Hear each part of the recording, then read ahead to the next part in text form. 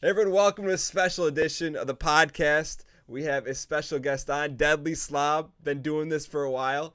Yeah. Been in the game for a very while. You have a really unique story. I'm super excited to share it with everyone listening in and watching. But can you give everyone the quick 30-second Reader's Digest version Sure. of? What's going on, everybody? First off, thank you, Dan, for having me on here. It's an honor. In my short time that I've known Dan, he's a truly awesome guy. And You're yeah, very you're very well PR trained. I thank appreciate. you. Yeah, yeah. My name's DeadlySlob. I stream like survival games on Twitch and I make YouTube videos. I've been doing it for a while. I've been in this industry doing all sorts of different jobs, from behind the scenes and getting the partnerships and getting people the opportunity to monetize their content, and then also making videos myself. So that's I love YouTube and Twitch and the whole online gaming industry. It's my life, and it's been my life for a very long time. So that's why I love doing it. So, just some real quick context. Deadly and I met through Twitch. I'd say in the past year, maybe known each other like somewhere around between. If I 9 months and a remember, year. Dan just dropped his 8-month commitment. So I would say Yeah. probably like nine to 10 months ago Yeah. is whenever we got introduced. Personally, for me, I don't like, well, I'm focused on Twitch here, but my fiance and I, we're big Brother fans. So like, I've kind of low key knew who you were, like, just by watching the show and Yeah. just kind of what by being Big Brother fans. But then when I seen you live, it was actually, she pointed out your channel first, and she's like, "Dan's streaming." And correct me if I'm wrong, what were you streaming like 2 years ago? Were you doing some battle royale stuff? I did a lot of PUBG, maybe. A lot of You know? PUBG. It was Yeah. PUBG, and I kind of lurked a little bit. And then when I saw you playing Tarkov, I was like, yes. I was like, he's got a I didn't know good this story. game. I didn't know this story. Oh, this is just, yeah. Well, I mean, it was cool. And then when you reached out to me, I was just like, let's do it. Let's play. Let's get some raids in. Let's get some streams in, and let's see where this goes. And then I felt, and so did our community. Like, the chemistry was just boom, like right away. Really entertaining casts, and that's it. That's where our relationship started. Well, I remember a little bit different. So in my mind, I remember like I was trying to get better at Tarkov. I'm like, oh, let's see you streaming Tarkov. And then I was doing like I was working my real life business, and I like have you up on my second monitor. And I lurked for a while. I'm like, yo, he's really good. He's entertaining. He's positive. And then I started talking a little bit in the stream, and I knew that I thought that your fiance had watched. I Yeah. didn't know that you had watched. So that's interesting. Yeah, we used to watch in the summertime. So it's just our summertime show, like it was like with family get together, like her family. We would just get together and just hang out and just like see what's going on. So I will admit, I haven't been involved in that space for a few years now, but Canada's got one too, which is really funny. Yeah. If you want to see like Canadian stereotypes, like amped up through the roof, it's a really funny show. So I just want to give some context on how we met. So I would say you're one of the very few people that I've met like directly through Twitch, like meaning like from chat room to that. But anyways, so that just to give people context how we met. But you have a really interesting story because we've gotten to know each other. But so tell everyone how you got started on the back end. You worked for back in the day on MCN. How did you get into an MCN and working on it's a really long story. So, and I'll try to keep it relatively brief. And real quick, can you explain what MCN is for people who have no idea? It's called a multi-channel network. So it's essentially, way back in the day, if you guys know Machinima or The Game Station, which changed its name to Polaris, or Maker Studios, Broadband TV, TGN. They are channels and organizations that were started to monetize YouTube content back when getting ads on YouTube videos was really difficult to do. This would have been in 2010, 11, and 12. There's lots of reasons behind why that was. Mainly just a new industry. Nobody wanted to it was a gray area, and it kind of still is when it comes to putting ads on YouTube content. But it's gotten a lot better because now, instead of it being like video game designers and video game creators were looking at it like, hey, they're monetizing our product. That switched, I would say 4 years ago, to these guys are marketing our products and we're actually going to pay them to do it. So that was a very recent switch that was flipped. So the reason why we got started with that was we wanted to actually join like Machinima or something. And we were a channel that covered World of Warcraft. When you say who are we talking about? Myself and a couple other content creators. Believe it or not, Tally, who's a really big World of Warcraft creator, Bajira. There's a few others: Pure Shield, Hangist, AWOL. Were these people Probably or friends you made in game? these are people. So on my personal pursuit for monetization, I was not a big enough channel to put ads on my videos. So what I did was I found these guys. In fact, somebody on Skype just randomly was like, "Hey, I heard you want to put ads on your World of Warcraft videos. These guys are starting a multi-channel, and they're all going to be uploading guides to it. And then if that channel gets big enough, we can all collectively put ads on the content." So I was like, yes, I want to do this. I filled out like an application. My videos were terrible, but I kind of knew what I was doing. So I knew how to make a video that people were going to watch. Maybe they wouldn't like me, but it didn't really matter. I was a kid. Like I was just in high school, coming out of high school. So in between high school and university. So I wanted money because, all college student wants money. So, and I wanted to make money playing video games, which was always a dream. So I was like, let's do it. I've gone on the channel. We started growing that channel. We applied for multiple networks. We got denied. So our crazy CEO was like, let's do it. Let's make our own because no one else is accepting us. Let's do it ourselves. Did they give you any reasons why you got denied, or was it just a flat out no that you remember? It was a flat out no. I think we're at like 19,000 YouTube subscribers. Okay. So for big channel for back then, yeah. For back then, I would say the equivalent would be 200,000 subscribers now. So like not millions and millions, not like, and the ad revenue wasn't great. So that wouldn't be making them a whole lot of money. The reason why, I really don't know. I think it was just because they seen the potential for a competitive brand. Like we were a group of people, we were a collective. I think they wanted to sign individuals. Okay. Other than that, I don't know why. Okay. So then you guys said, all right, we're going to start our own. Yeah. So we're going to start our own. Okay. And our crazy CEO named George Vanus, who lived in Vancouver at the time, was just scouting. And there was a local company called Broadband TV, which I believe right now is actually the largest YouTube MCN in the world. Okay.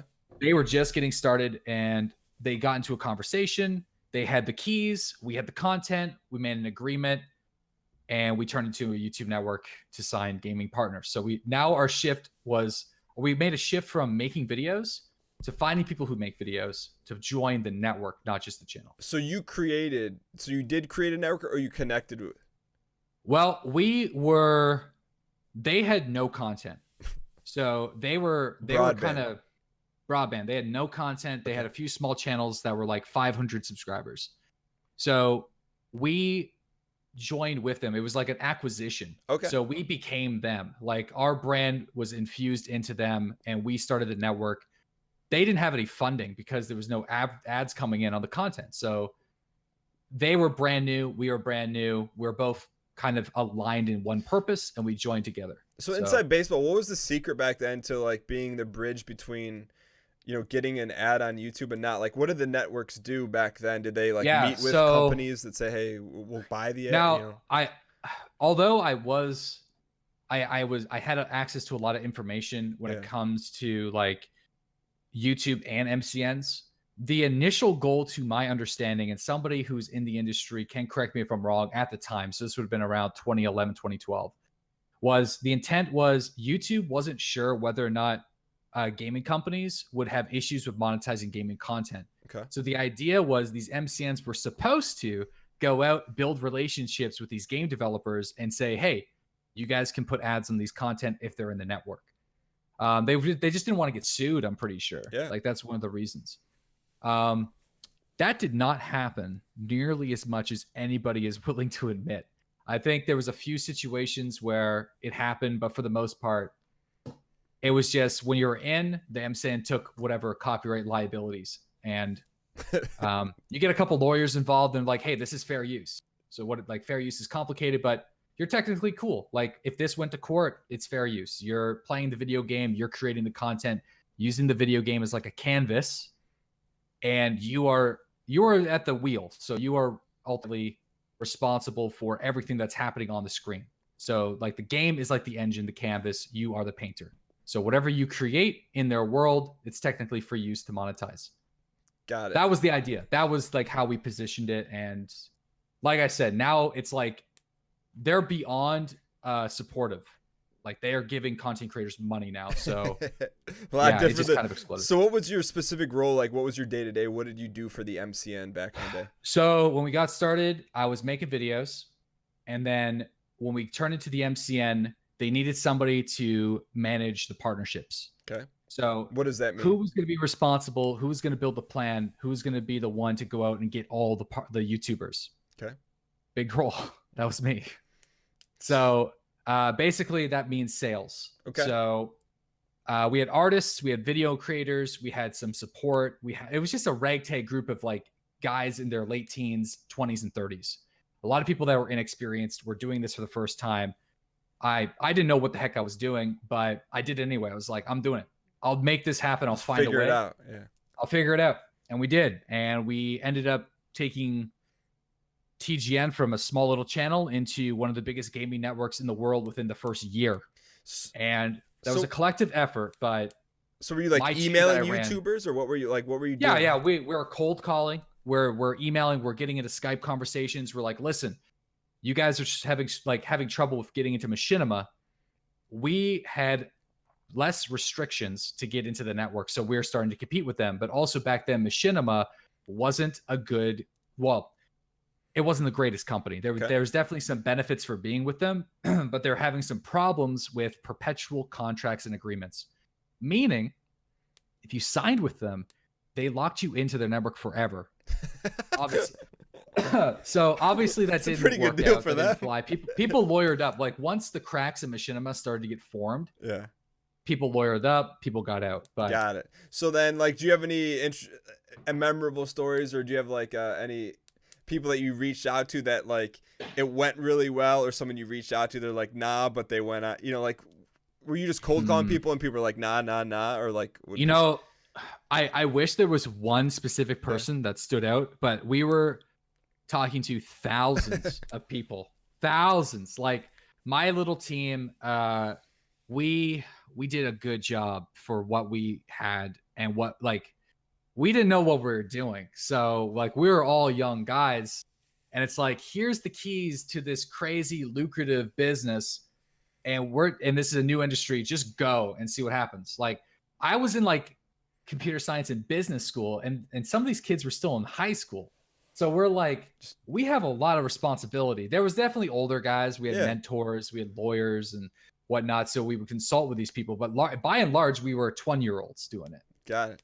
So you're figuring this out. And then so fast forward a couple years. And this, because I think it's an interesting part of your story is, so you have a lot of working knowledge of the back end of YouTube, how that stuff works. So how do you end up leaving that company? And then what happened? It's a very complicated story. But it's enough time has passed, and I want to just throw this out there. Like in the off chance anybody that's still working at Broadband TV is watching this or TGN, no hard feelings, guys. I understand. I think when I left, I wasn't fired. When I left, I honestly wasn't in a good headspace myself. Like whenever you're a young kid that is a content creator and you want to build this really cool network that gets acquired with a company that at the time has an aligned vision, but over time shifts that vision. And if you don't really align with that vision, you start having issues with it. But not only that, my purpose back then was to create a YouTube network that not just appealed to the vast majority of gamers, but really provided a good product that I could get behind. And I find I had a different vision than the CEO. I wanted to be like, let's be service oriented. Let's make sure that they get the best deal possible. And they're running a business and they have expenses. And they're like, well, we got to make a lot of money. So you're talking about you were looking to take care of the creators. I was in a very disagreeable place, I guess. I was a disagreeable person. And do you think that had anything to do with like personally, or just you were like you were no, I just thing? Well, okay, a little bit. I was very zealous. I was just very passionate in this space. So if I see people that don't really know who YouTubers are, they're very money driven. Okay. They're investing resources into other products that might not even benefit the content creators that they're being paid. Like paid from or the money's coming from, if they're not seeing anything out of it, you know, I'm going to be the guy that knocks on the CEO's door and have an issue with it. Because I'm just not going to let it slide. And I didn't, and it became an issue. So as the years went on, I just became a little bit more unhappy with it. And sales is one crazy job.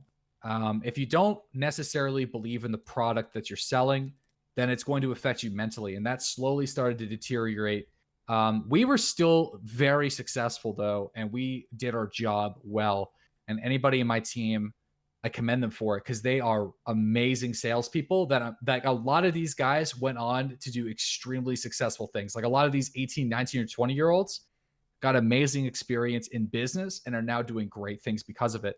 They are very talented because I was a really easy guy. I'm a really easygoing guy, but I can see though that CEO's doing something. If you like were there from the ground up, right? And then someone new comes in. At heart. So if you have a bunch of these large investors that are really being like, we want to milk these guys for money, it's an issue because there's a balance. Like business is a balance. You want to make sure you're doing ethical business practices so your clients are happy and you're happy. They feel good about the product that they're being serviced, and you guys are making some money off of it.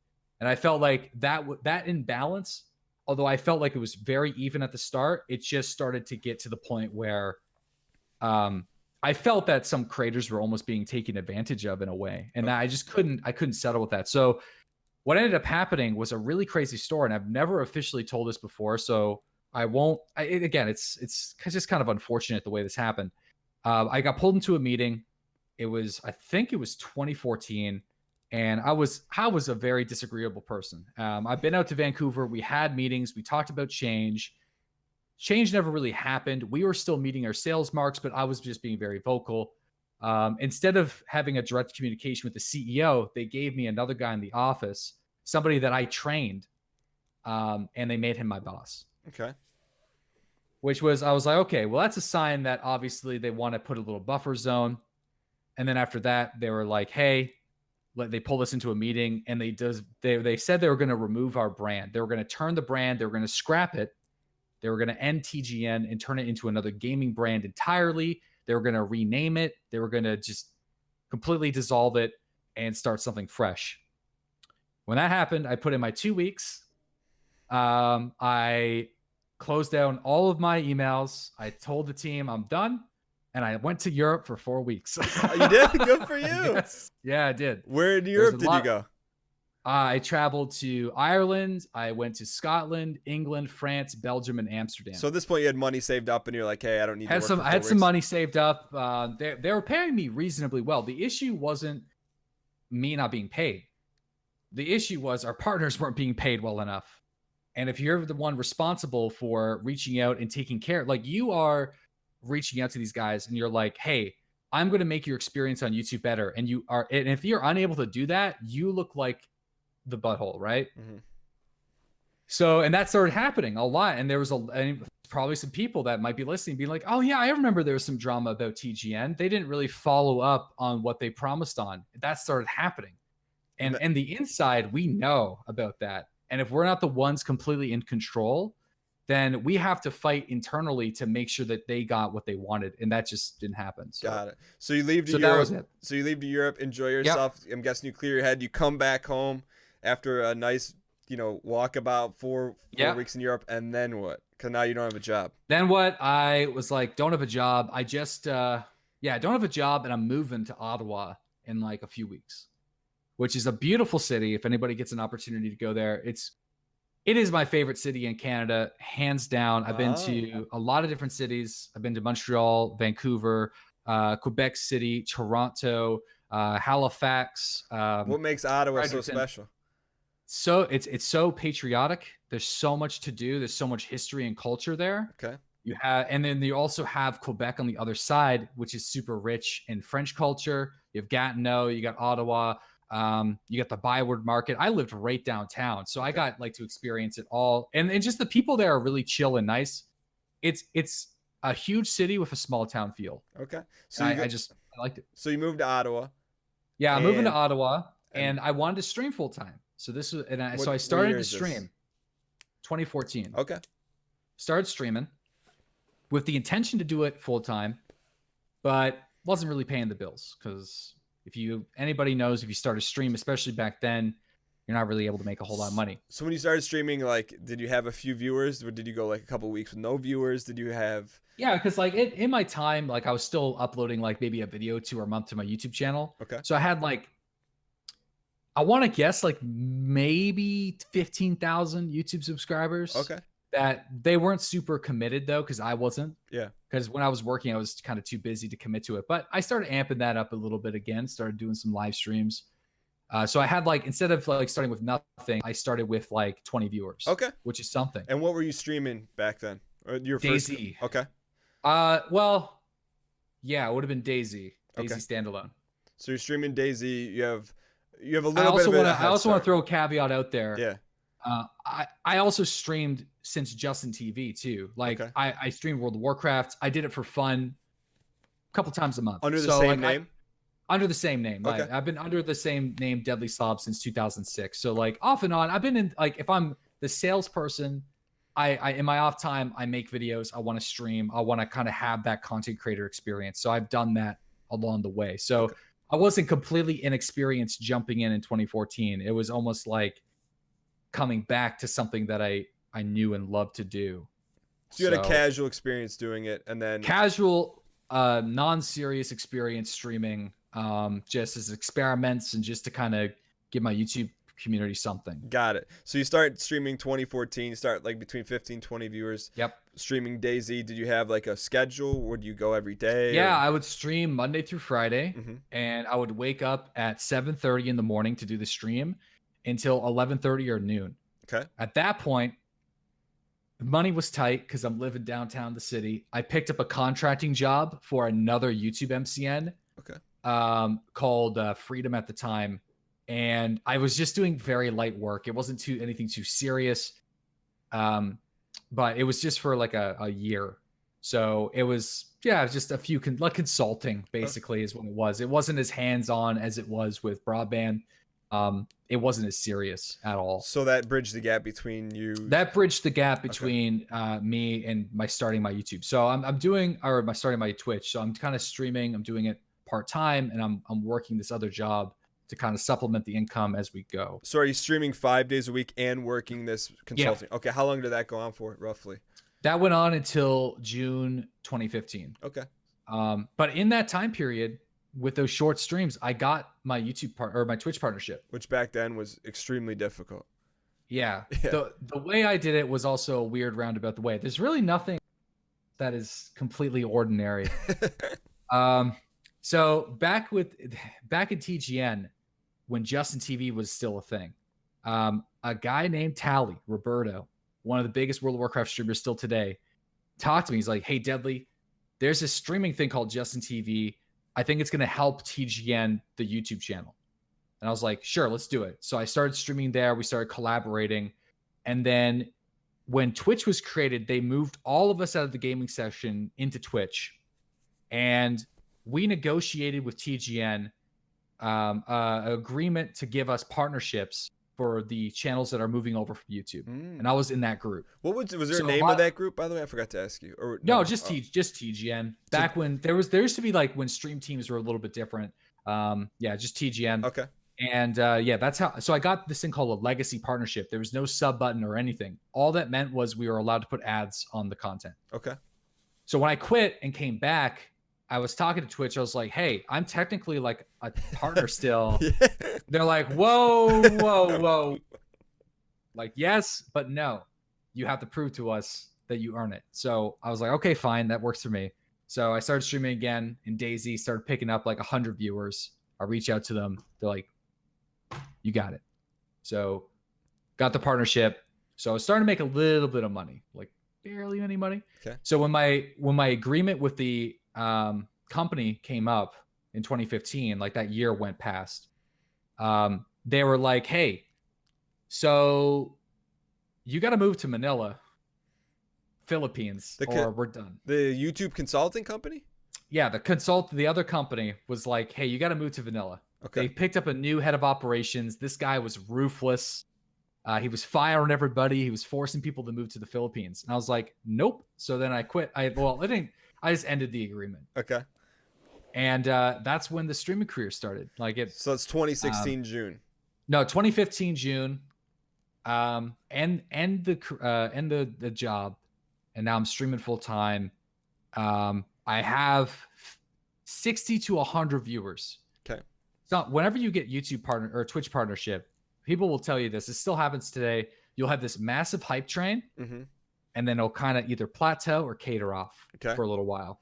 And that's what happened to me. I had this huge hype, got the partnership, got like 150, 200 viewers, and then back down to 50 viewers. Okay, you cratered. You didn't stable. Okay. No, I didn't. So I was like, oh man, we want to do this full time. I need the viewership. So I amped up the stream time, and then I went and started streaming 7 days a week, from 8:30 until 2:30. Okay. So I was like, we got to put on the gas, because if I don't have a job, like I have some money saved up, we got to make this happen. Okay. And that's what I did. So then how long? So then did you see like a slow, steady growth after doing that? Did it like? No. So what happened? No, I didn't. It wasn't easy. So, well, I thought that was the magic. I thought that was the magic answer. Prime. Yeah. So, and there's a lot of big names. Some of the biggest names on Twitch had their start in DayZ. So I was a small fry DayZ streamer that had a lot of lessons to learn. Not only about how to position yourself on stream, but not only like how to engage with the community, how to also feel comfortable too. So I want to interject because Deadly's has a podcast, and so I feel like I know some of a lot of the context behind these stories. Like one, you go really in depth on your podcast about talking about what you've had your experience in streaming. I know one of the things you talked about was, you reaching out to other people, and you tell this very honest story about how like there's a right way to do it and a wrong way. And right. You went through and you said how you did it the wrong way. And I felt like, like that's like really honest, Yeah. Well, there was a lesson that I learned back in my really early YouTube days. So, and it was just, when I went back, this would have been like 2007. So way back in the day. My buddy Hobbs, like Wow Hobbs, who actually subscribes to the Twitch channel now. Okay. He was gone. He took a hiatus. So I was one of those cheeky dudes in the comments that were like, hey, since Hobbs is gone, come check out my channel.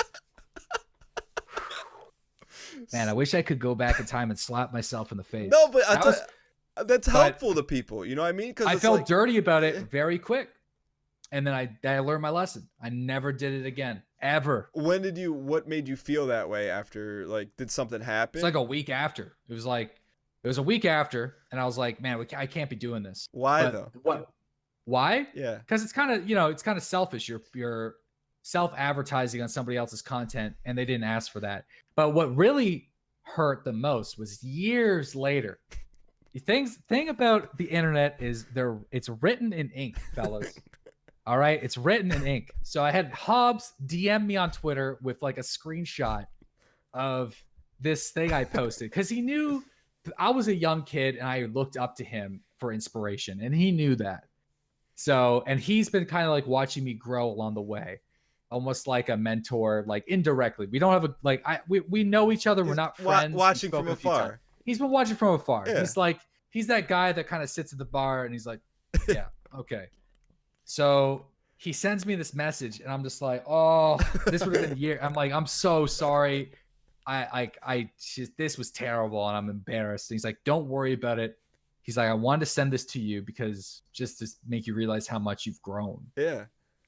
That's gotta be pretty cool to get from like someone you looked up to as like a. Yeah. I mean, your mentors back in the day, it's huge. But let me say, like, we get it, like, I don't know if we're like elder statesmen or if I am, but like we get it, like why you don't do that. But like after you posted that comment and a week later you said you felt different, like what made you realize then to stop doing it?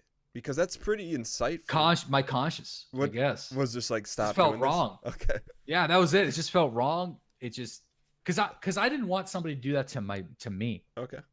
So it was like, if I didn't want a bunch of people in my comment section posting their links to their content, I can't be doing this to this guy. Yeah.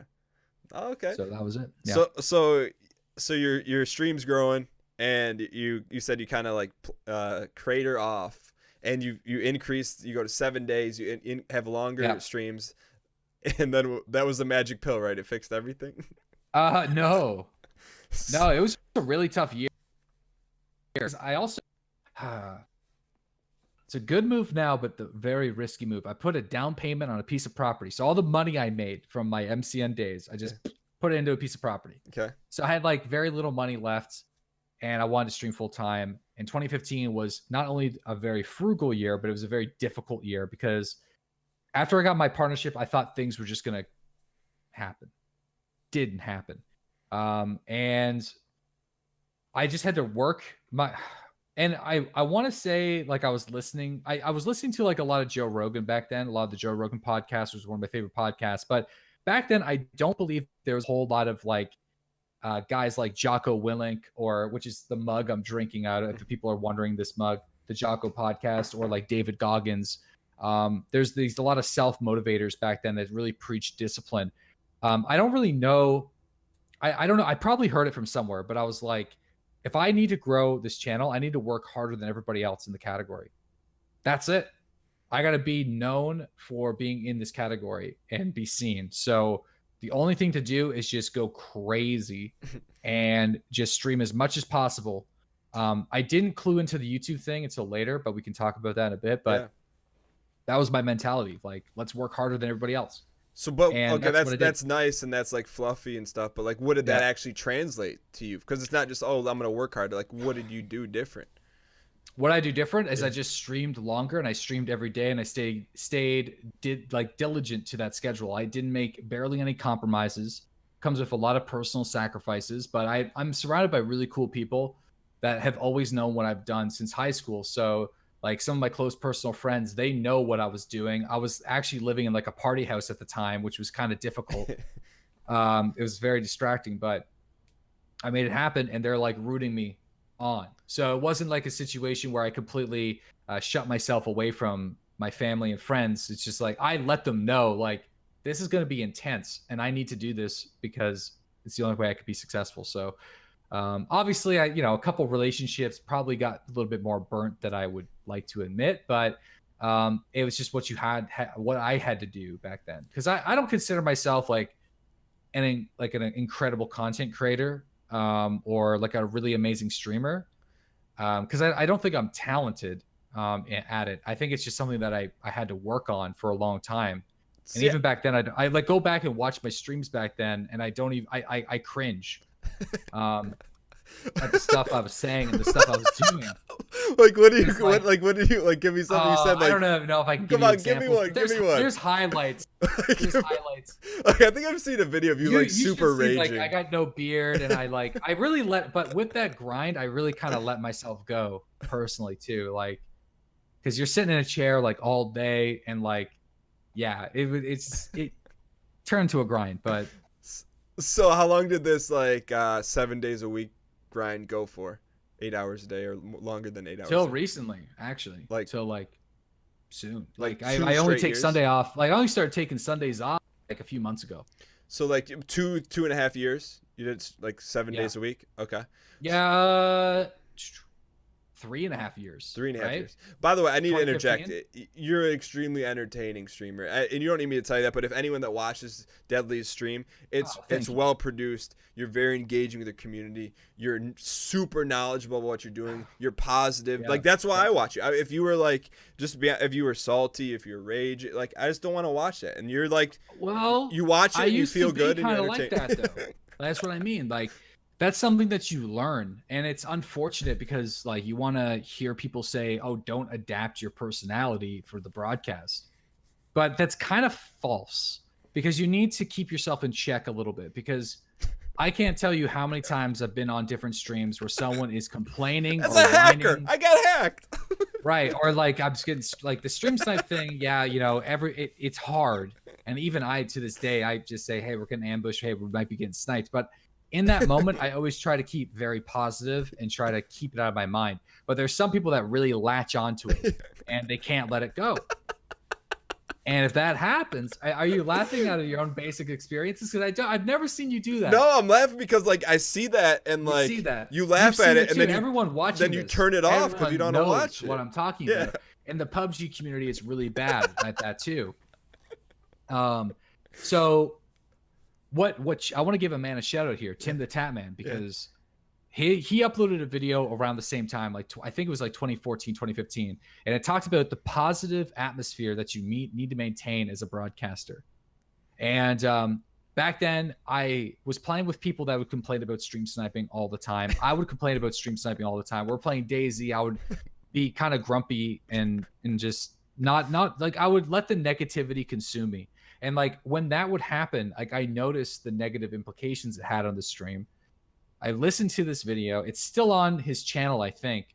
And I briefly got to meet him in person and shake his hand and thank him for it last PAX East, but he had to go somewhere, so we couldn't stay and talk. But it's a great video. It really talks about maintaining a positive atmosphere. And the moment that you do that, you're going to notice massive improvements. So I wasn't doing so well in 2015. I watched that video. I applied that knowledge like late October 2015, shifted my mindset on it, and boom, like I started noticing immediate improvements. Now it wasn't perfect. Yeah.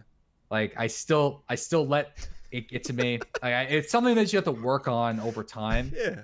And I played with a lot of people that also like continued that habit, who I unfortunately had to slowly cut out of the broadcast because I realized that it was not maintaining a positive atmosphere, and it sucks, but I had to slowly take them away, and it's unfortunate, but I had to do it. No, I mean, but I think that's true for like, for life too. Like if you know, say like, and it sounds like you have a really good core like support group. But say there was someone, maybe a friend or a distant relative in your family saying like, oh, why are you doing this? Why are you streaming? Like that's gonna have an impact on you, you know? And yeah, right. Well, that happens like still like when I meet people that are like, oh, you just play video games for a living. I'm like, well, you're not wrong. But it's not like you're just sitting there and doing nothing. I mean, you are sitting there while you're let's go back to that canvas analogy. You're using the engine and the game as a platform to entertain hundreds or if not thousands of people. And if you just sit there and play the game, unless you are an esports level professional at the top of their game that's highly ranked, no one's going to watch you. So when people come up to me and say, "How you just play videos?" I say I run a broadcast that is based off of video games, but it's my own show. And that's an important distinction, I believe. When that happens and you meet someone new, like, do you feel the need to defend yourself, or how do you? No. It is always tremendously positive. There's only been a few situations on like Facebook that people maybe not directly tag me, but locally here allude to the fact that there are people out there that stream for a living and how they need to like contribute to society. Stan Lee, the late Stan Lee, funny enough, had a very similar thought process, and there was a thought that was going over my mind a few years ago, which I've come to terms with, which was almost like rent seeking. Do you know what that is? Like doing a job that doesn't directly contribute to society. It's called rent seeking. It's called rent seeking.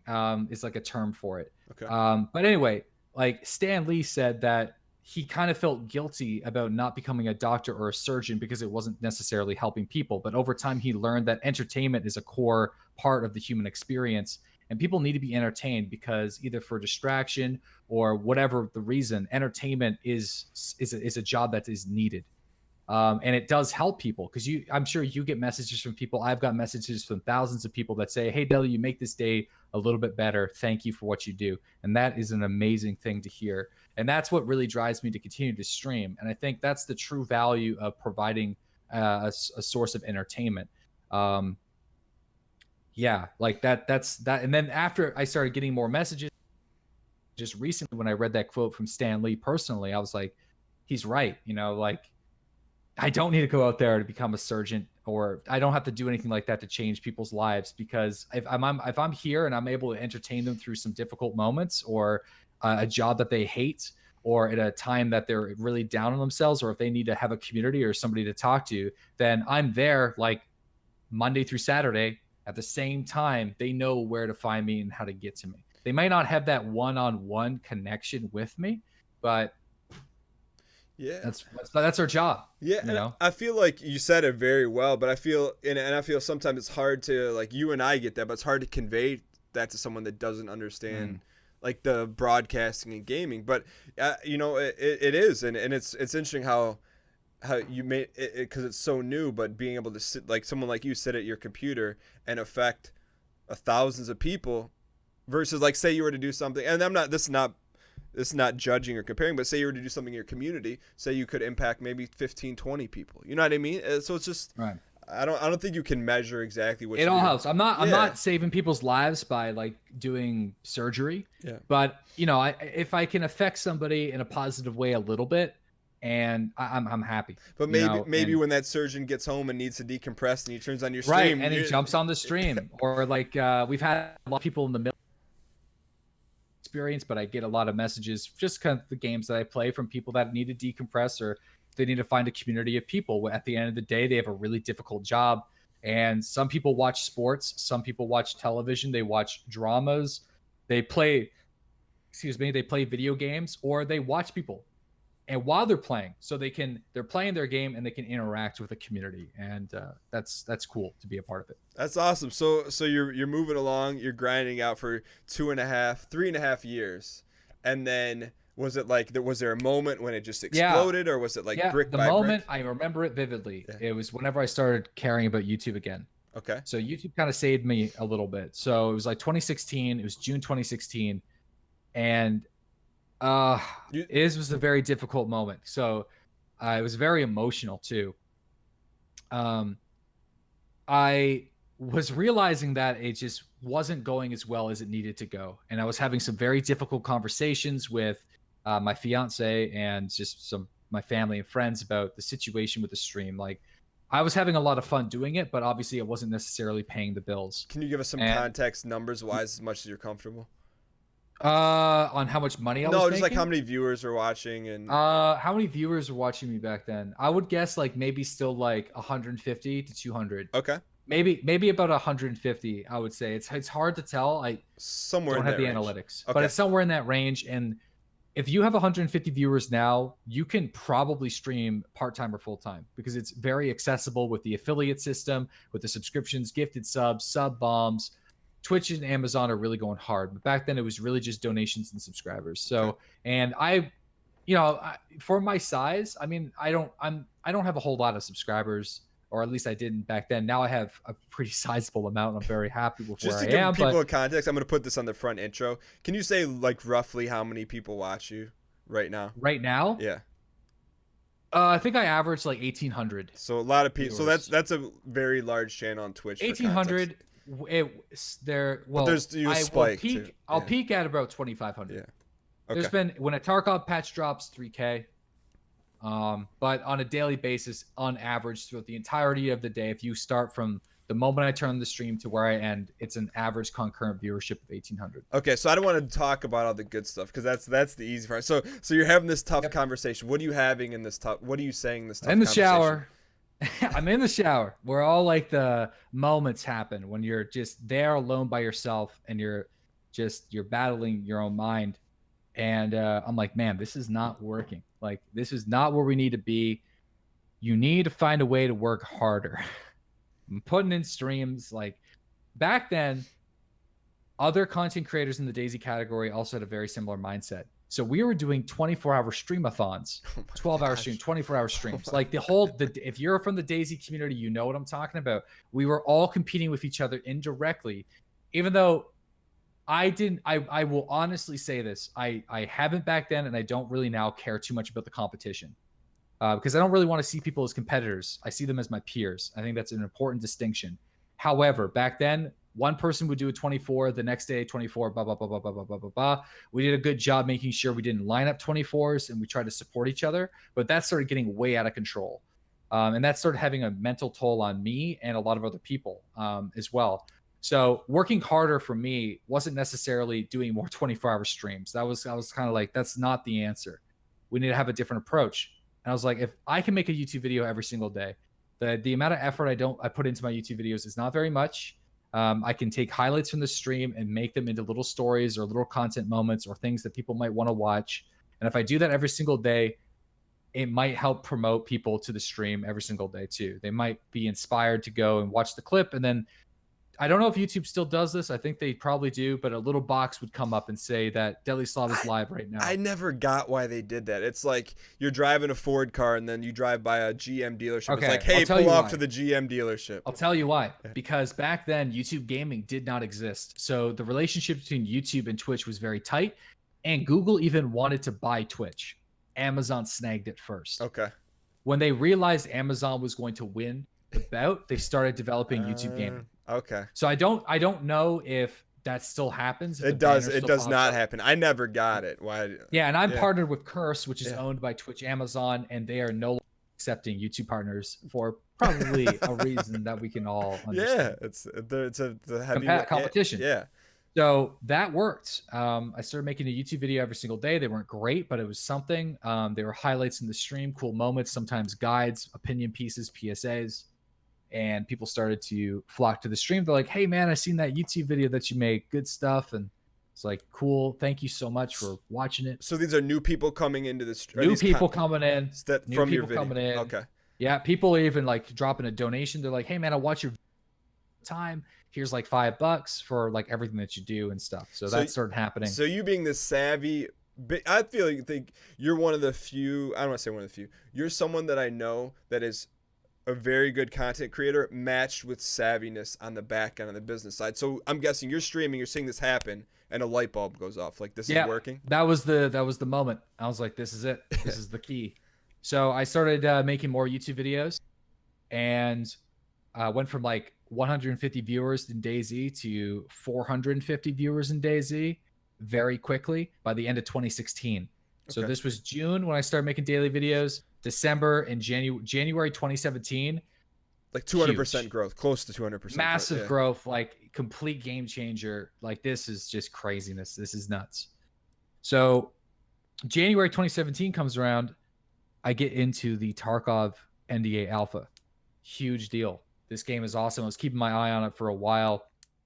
And I seen this as a new opportunity. So I started learning as much as I could about this game while I was still streaming and doing my thing. It was very comparable to DayZ, very relatable. So I knew this was going to be something that could be potentially big.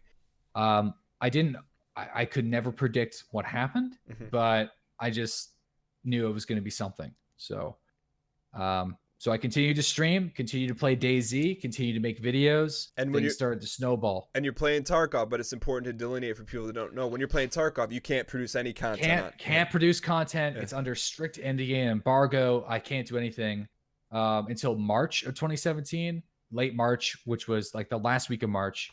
And then the NDA was lifted. I started streaming it a little bit, but it wasn't in a consistent streamable state. Think Star Citizen early alpha. So you can get in there, do some stuff, but it wasn't consistent.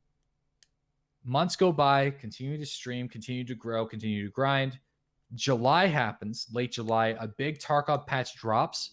It enters its first streamable state, in my opinion.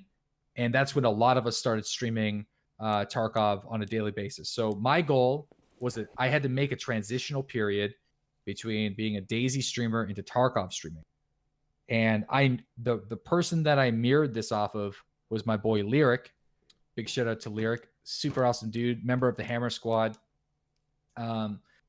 Anyway, what he did was he was a DayZ mod streamer that wanted to port over to Arma Life. So the way he did it was he would start the stream with DayZ mod, play a few hours, hard switch over to Arma Life for the remainder of the stream, and continued to do that over a few weeks, and then eventually completely transitioned over to Armor Life. So he slowly introduced his community into something new, to the point where they wanted to see it almost more than the old project. And that's what started to happen. Like, we would start playing DayZ, I would switch to Tarkov, do a few raids, and continue that cycle until September. Got it. In September, I took the leap. I jumped away from DayZ because it wasn't doing so well and it was very chaotic. Started streaming Tarkov. And I'm sorry if I'm talking and like jumping through the story. No, it's quick. No. But I noticed an immediate drop So I went from 500 viewers to 200 viewers a stream. From DayZ 500 to Tark 200. Okay. Tarkov 200, which is natural because I'm an unknown person in this community. But I was like, hey, let's do it. So I started continue to work hard, continuing to stream. And another sort of key moment came, and I realized with the YouTube content, I need to be able to fill a void of some kind because I don't really know what to make for Tarkov. The task system was recently introduced. So I went to the wiki, the Escape for Tarkov wiki at the time, checked out the tasks, nothing. Went to YouTube, checked out the tasks. One dude doing one part of a task, 45-minute video. Nothing's there. There's nothing anywhere out there. I was like, this is it. So make task videos for every task in the game. Boom. And I did that, and that's it. So when people were looking to complete their tasks, they found my content. Then they got forwarded to the stream. And that's when things started to grow. So in a very short period of time, I went from 200 viewers in Tarkov to the 500 I had in DayZ to 1,000 people by the end of the year. And then to about like 15, like anywhere between 1,000 and 1,500 throughout 2017. Throughout to 2018 to now. So, and then during that time, religiously or pretty close to religiously, you're putting out one video a day. Up until recently, up until I would say, I'm trying to think, maybe earlier this year. Okay. Pretty much every single day. And then around like when I went to PAX East, after PAX East, I started slowing things down a little bit. I still try to get about 4 videos up a week if I can. And I would like to get a video up every single day though, but that becomes very difficult to continue to do once you start running out of content ideas.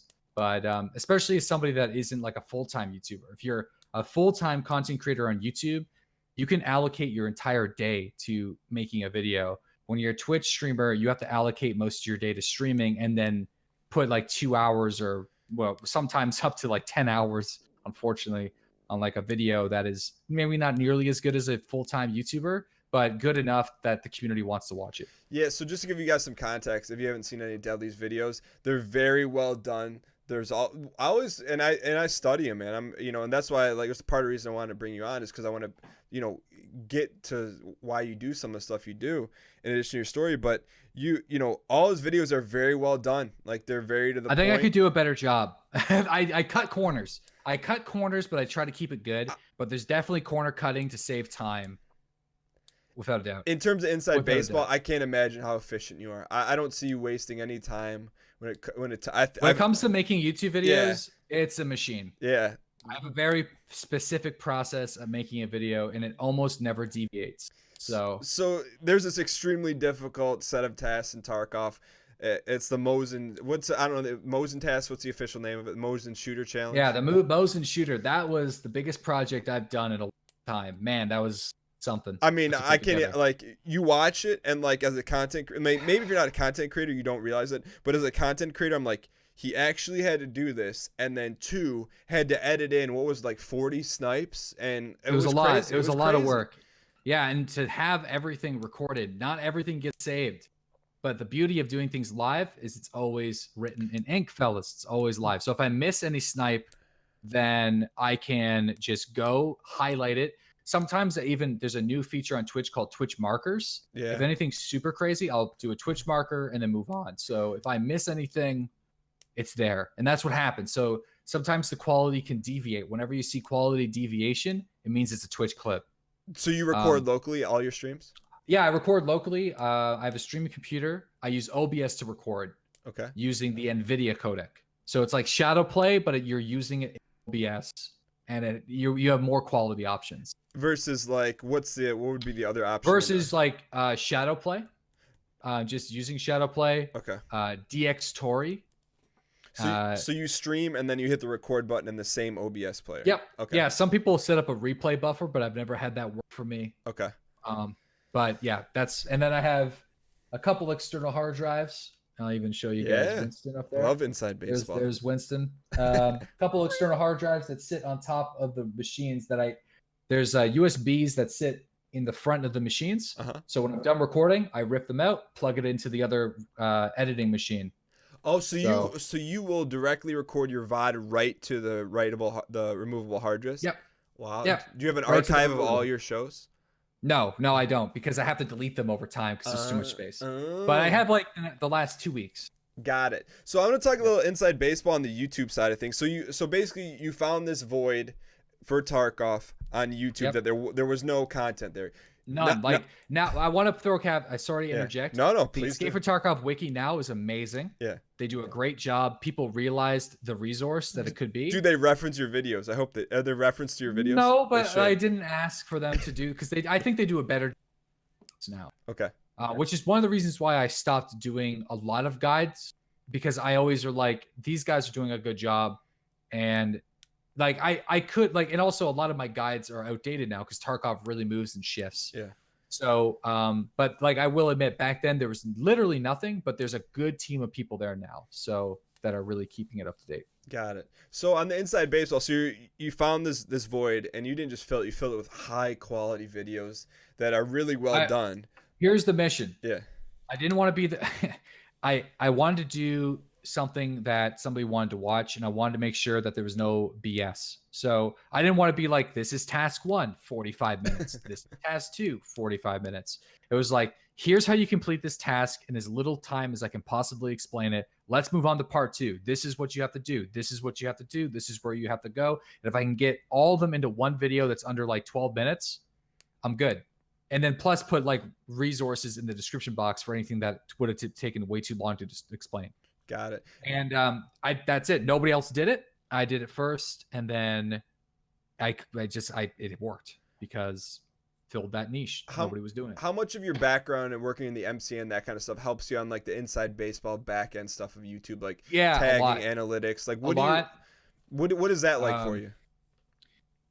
Although it's unfortunate because I've been out of the game now 4 years, or well, three and a half years, I guess. It doesn't seem like that long, actually. So, but when I left, I because I was the partnership guy, I needed to know the analytics, how channels were grown, what sizes were individuals that were possibly full time, and also you needed to provide some level of advice to people that are creating videos as like a service. So what we learned, and also being an MCN, you get to talk directly with YouTube with how their analytics system works and how the API works. And there was a shift. I don't know when exactly the shift was. I wish I could give you the date, but it was somewhere a few years ago where they started making it on watch time and an audience retention. So instead of just having a high view count or a lot of engagement in the comment section or likes or star ratings back in the day, they shifted it to how long is the audience glued to the video. So those videos will be more profitable to advertisers. That was the shift. So knowing that, I was like, I need to make something that is quick, informative, with very little BS that somebody will watch to the end. Because if they do that, then it will bump it up in the search results. So definitely my knowledge in the MCN game has influenced my thought process of how I go about structuring YouTube content. So talking about your thought process about making a video. So now that you're kind of, you said you're done for the most part with guides unless something unique comes up. Yep. Yeah, I'm pretty much done. There's other and again, I have no problem shouting out and supporting other creators. Yeah. There are people, in my humble opinion, that do a better job at it now. Like my boy Pestily from In the Land Down Under. He does a really great job. There's other people that have filled those shoes and have done a better job than me. So I have no problem just being like, hey, if you want something that's like really up to date that I haven't done, just go check out this guy, because he's doing a really good job at it. Very informative. And then when you do that, those people see that, and they're like, hey man, like, thank you. Like, and instead of being the guy that is putting your little trolly comments, you are on your channel being like, this guy's doing good work. Check him out. Yeah. And I feel like that has such a good effect on not only your community, but also them too, because they don't see you as an enemy. They don't see you as a competitor. They see you as an ally and a friend. And that's important. And there's too many people, especially in our category, that they pay too much attention to who's online all the time. They think everyone's against them, and they will not shout anybody else because they have ego issues. Like they're worried that if they shout out other people, then people won't go and watch them, and that's backwards. Yeah, well, I think even the point too is that when you do that, like you feel good too. It's like, hey, like you're helping Yeah, someone else, or it's you know, because it's you like, know where yeah, they're at. Because yeah, if you have like 1,000 people watching you, then you help somebody that's got 100. You're like, I remember when I was sitting in like standing in the shower, being like, "Ugh," yeah. like cursing because it wasn't working. But again, like I said, now it's a lot more accessible, so they have more avenues to monetize. But it's still a struggle. It's still a grind, and I sympathize with anybody that's starting that journey right now because it's a long one. Yeah, no, and I'll tell you this because this is what I internally think is that I'll stream, our times line up where you stream before me, and when you host me, it's like I super appreciate it, but what almost means more is like, and you said this to me or in the DM, like, is that you enjoy it, or it's like you find it's not a numbers thing to me. It's like, hey, here's someone that I think's doing good stuff in the community. Me, that's why I Right. look at It's you, and you're like, it's oh, it's you like think, you want yeah, to boost them up. y- And another who taught me that was I believe it was Lyric. mhm. Well, no. It was a content creator that is Joshua, who used to be known as I Wins, You Lose, and then also a Daisy content creator called Mr. Chow. Those two guys, when I was in my early days of streaming, like 30, 40 viewers in the Daisy category, they both bombed me at the same time, at the same day without knowing. I was like, this is amazing. Like all these people are coming in with synchronized emotes and they're all like super hyped and they want to like support someone who's new. I was like, we incorporate this now and it's not stopped. At the end of every stream, I still find somebody, either a friend of the community or we even find someone who's got one viewer. Yeah, That's one of my favorite things because it's like, no, somebody who's got like 1 to 10 viewers that has really high quality and they know they're trying. Like they're not just a hobbyist. They you can see they have that star in their eye. Like they want to do this for a living. Those are my favorite people to bomb because they want it. And also it gets them to practice having an audience that's really big and we get to see how they interact with it. It's yeah, a good form. that's Good awesome. exercise. So I want to circle back here and then we'll kind of wrap things up. So now that you're not doing, just to take a step back, now that you're not doing like guide videos, what's your thought process when you make a new video in terms of, is it just based on, oh, this happened cool on the stream, I can create a narrative around this? Well, I mean, I guess I still like I made the Tarkov shooter guide. I'll still make a guide if I feel like there's for it, if there's need for it. So I still want to do that if I can. And I still will try to make the guides, but I'm never the first person to make them. Mm-hmm. So I'll always like shout somebody out while I'm building it. So I'll still do the guides sometimes, but it's usually just moments from this. Oops, sorry for hitting the mic. It's moments from the stream that I really enjoyed that other people did too, and then I usually just either upload it as like one video if it's within like 10 or 15 minutes, or I'll piece together multiple really cool moments that are either kind of structured or sometimes it's just completely random. And then also like death montages or funny moments where I just fail. Things, just moments from the stream. And sometimes I check out new games and whatnot. But Got it. that's pretty much it. It's an avenue to promote the Twitch channel. Got it. So I got a couple rapid fire questions here for you too. All right. So Okay. So one of the things I've noticed, because I will look a lot of the stuff you do because I think you do it really well. There's things I'm like, okay, why is he doing this? And just trying to learn. One of the things I noticed that you don't do, and I don't know, I'm interested to hear your reasoning, is I haven't ever seen you do a Twitch bounty. And for people who don't know, Twitch bounty is a sponsored deal from Twitch that comes through their internal system. Okay, so we were gonna do the French fry one, Wendy's, because that was pretty funny, but it was very complicated to manipulate the bit cup before your stream. So that's the reason why I didn't do that one. But that was really funny. I feel like that was good. So Wendy's marketing team, like 10 out of 10. Yeah. The reason why is because most games don't fit what we do. So I won't do like a sponsored deal, even if it's very lucrative and there's been some pretty crazy offers, if I just know it doesn't fit. Let me float one to you, because the NFL bounty, it's a 30-second trailer video. And we're not going to get into details because I know we can't, but the value proposition is... if it's something like that and I've remembered to... Maybe. Okay. Well, let me get this out there. There's nothing wrong with financing your stream, doing bounties, taking sponsored deals, doing affiliations. Absolutely nothing wrong. I don't like middleman because I used to work in the industry and I know how they think. So that has affected how I see sponsored content in a negative way. So because I there's a lot of sleazy people out there. Twitch bounties, however, is taking the middleman completely out of the picture and giving you offers that are not only high value, but they're just good. They're actual good promotions for good games. So there's one reason is laziness. The other reason is finding the right fit for the channel at the right time. Okay. And also, I'm in a very high bounty category. There's multiple categories to the bounty, so I think I'm too high. So I won't be able to get the payout most of the time. Got it. I got you. Have you ever done one? Because I've never seen you do Nope. one. Yeah. Nope. Okay. Nope. Never. Got No, it. I'm in the program, but I've never done one. Got it. Okay. The other thing I want to talk about with you in particular is, so you've been grinding for a long time, and now here you are. You have anywhere between 1,500 and 2,000 or 3,000 people watching you. Like, do you feel like you've made it? Like, what do you feel like now after having gone through all this, from the shower moment to like, hey, like this isn't working, to now you're like, yo, it's full time and it's legit full time. What's crazy is some days it doesn't feel like anything has changed. One of the reasons why is I haven't really changed pretty much anything about the layout of my stream for a very long time, like 2 years.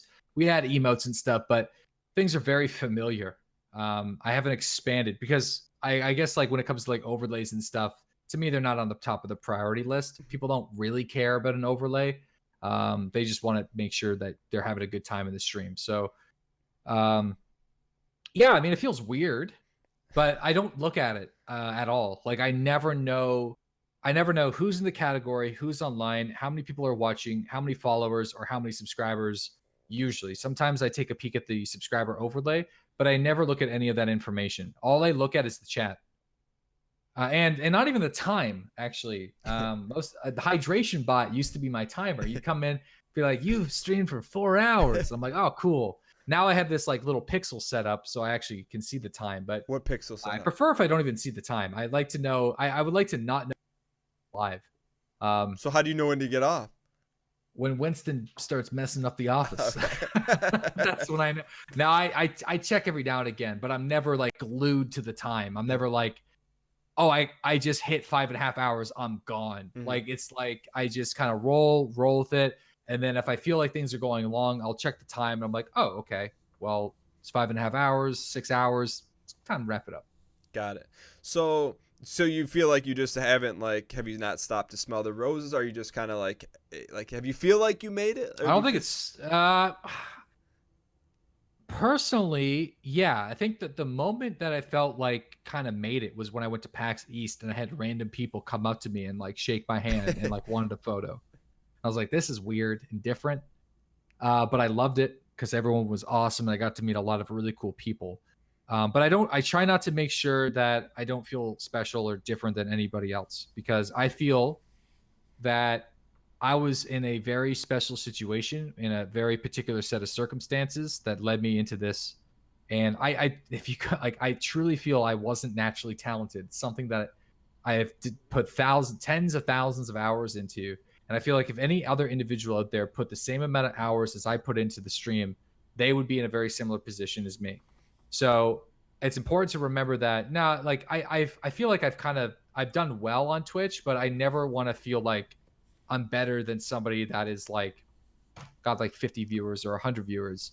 Now, if you come to my channel spamming to want to play with me all the time over and over and over again, I might have to ignore you because I don't know who you are. But you know, I try not to like let the growth affect how I feel about this. So nah, man, I get it hasn't really changed too much. I have access to more money to buy cooler things for the stream. Like I can afford a better graphics card. I can get a second computer to do a higher quality stream. I'm not worried about paying rent at the end of the month anymore, which is a huge change. And this has all happened very fast. Like it was not too long ago when I was like kind of really worried about my situation and my career path. So I guess the short answer short, I feel, or short answer or long story short, um, personally, I don't feel that different. Because I guess it's happened slowly over time and you just adapt. So let me ask this: on the flip side, I don't want to be devil's advocate, but what do you like? What are your thoughts long term longevity? Do you do anything like to Yeah. insulate yourself from that, or not focus on it, or? Well, I think I could do a better job with like personal Mhm. but where I'm from, there really isn't a whole lot of opportunity for me. I live in a very small town in a very rural part of the country, where if you're fishing, you're farming, or you're working a government job, and that's or like a small retail gig, and that's essentially it. There isn't a whole lot of opportunity for a tech savvy broadcaster. So I'm kind of committed to this. Either I'm committed to the online gaming community. As bad as that sounds, I don't really have a plan B.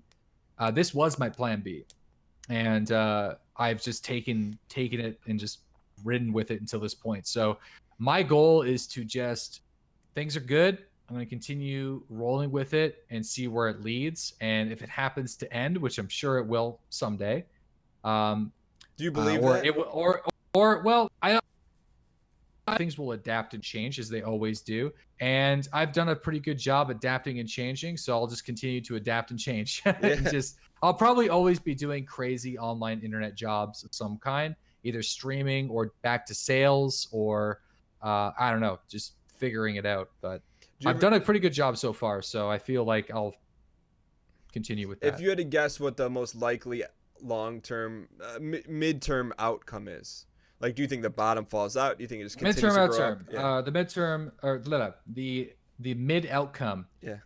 Well, I've been in this industry since 2006, and everything has just been exponentially growing like crazy, and nothing has teetered out, and nothing has plateaued. It just keeps on getting more insane and more insane. So I think it's just going to continue to become more lucrative and more insane, but things are becoming more commercialized and less personal. So things are going to become more commercial. Things are going to be more sponsored. You're going to see more corporations move into the mix because it is a very lucrative industry, and I feel like that personal touch might be affected, but I think people are still going to want to find streams that have that homegrown feel to it, that may not have the production quality of a TV show, but they do a pretty good job. But I do think it is important for us as creators to continue to pursue the highest possible quality that we can provide to make sure that we are competitive on the scene. So I think there's just going to be more opportunity. I feel. I think this industry is just getting started, and for as long as video games are a popular source of entertainment, people streaming or making YouTube videos or guides for it will continue. Will monetization continue with things like Article 13 and other laws that come into play? We'll have to see. But I'm sure if the monetization for the advertisements goes away, there'll be other deals with like sponsorships and unique opportunities from the developers themselves that fill the void.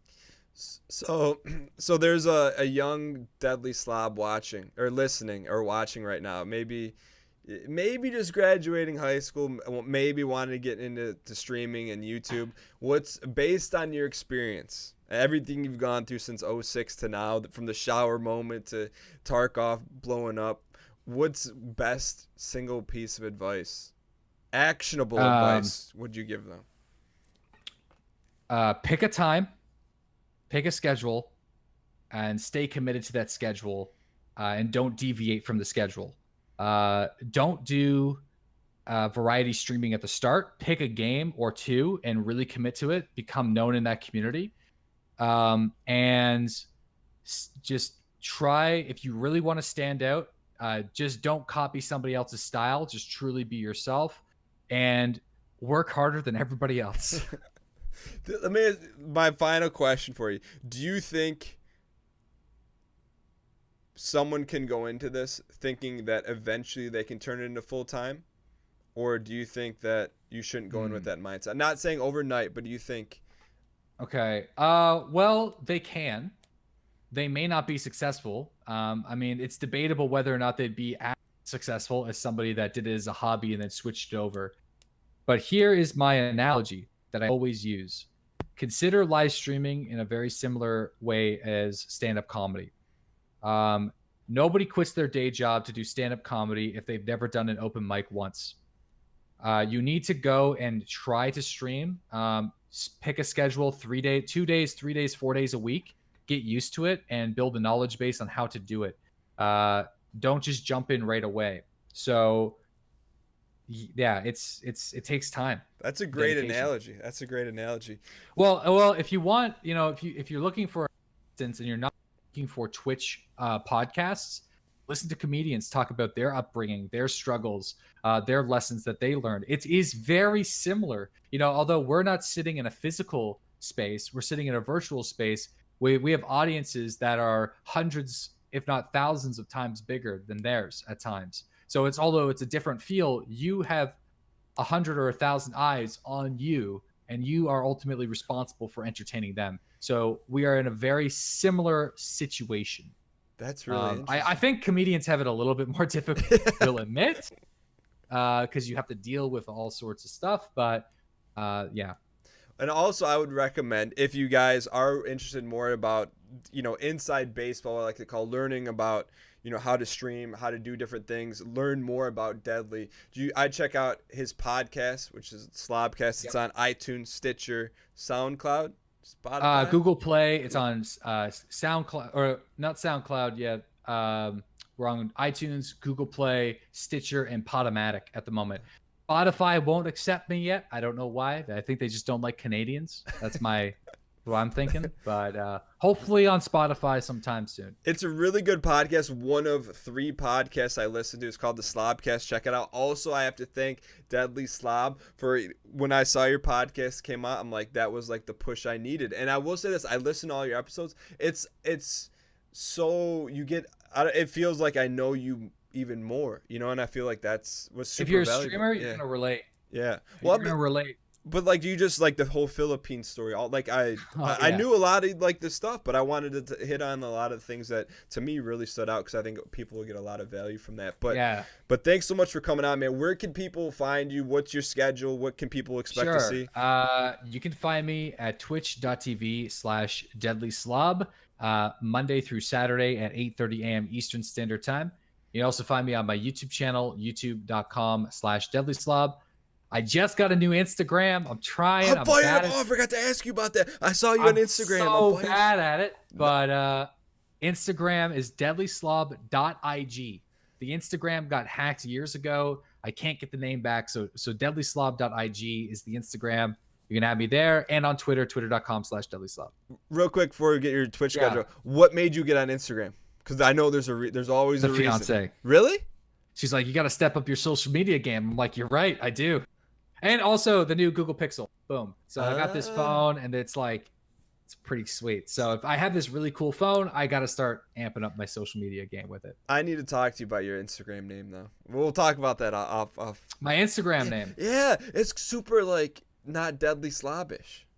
DeadlySlob.ig. Oh, I can't get it, man. I tried. I tried. We got to get rid of the .ig. I know. Instagram, if you're out there, get rid of it. I've written them. They don't have a support. They don't do takebacks. So, and then when do you go live on Twitch so people can watch you? 8:30 a.m. Monday through Saturday. And how do you pitch your shows? Like, if someone who's never seen you, they can expect to see what? I try to do my best. You do your definitely best. Not the best. I just have a good time, and we have fun with it. We just like to have fun. We're goofy. We just mess around. But we try to be as high level as possible. That's extremely high level. Like you watch it, you're entertained. It's positive, and he's very, very skilled. We try our best. I try my best, and the community is crazy. I love those guys. Yeah. Well, thanks so much for coming on, man. I appreciate it. Yeah, no problem. Thank you for allowing me to tell my story, man. Because it's a crazy world we live in, and it's awesome to be a part of it. No, I think a lot of people are getting a lot of inspiration, a lot of insight into you. I think what's most important, people learn what it takes. I'm sure there was 100 times you said you could have waved the white flag, but I'll end with this. It's just anything, not just streaming, anything that you do. And I got to apply this to other areas of my life, including health. I'm trying to become a healthier person. And it's just, at the end of the day, it's just hard work and dedication nonstop to anything you do. You want to play the guitar, stay disciplined, do it every single day. You want to become a streamer, stay disciplined, do it every single day. Wise words from the man himself. Thanks so much for coming on, man. No problem. Thank you for having me.